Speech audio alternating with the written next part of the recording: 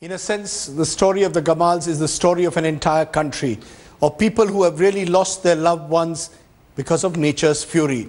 I'm joined by Manogya Loiwal because she's been tracking that story of this one family. Manogya, you've been tracking this one family, and presumably with every passing hour they are losing hope. But is there any hope at all? Because I remember covering a quake in Ahmedabad in 2001. And a family was rescued there after 96 hours. Their children were below the debris of a building. Is there any hope that the NDRF is giving? Is there any hope that is being given, or is it now virtually certain in a way that they cannot recover even the bodies of these little children? Well, as far as the bodies are concerned, the family knows that the kids are no more. They have come to terms with the reality now. There were dogs that were brought in by NDRF teams today in order to check if there was any person alive in the debris. They couldn't find anyone. The dogs did bark where the bodies were there, but then they confirmed that most of them were not alive. Even the family has believed that the kids might not be coming back home anymore, because even the home is not anymore.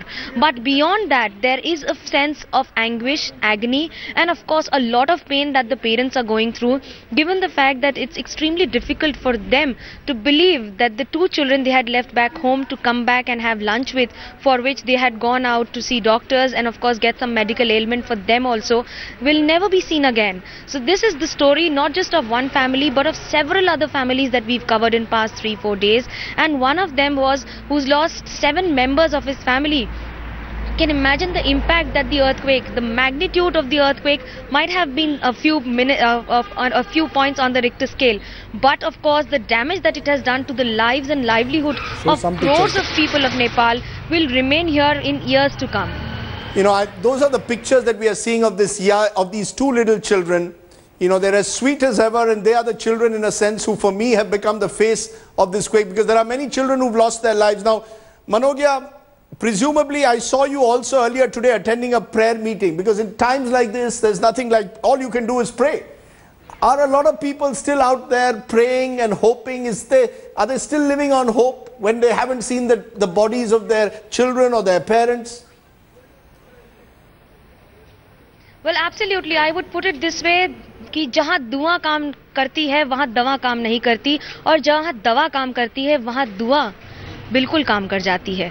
और शायद यही वजह है that beyond all this we've been seeing, it's not just about the faith in the supernatural power, but also the belief system that people want to make themselves feel a little more mentally stronger.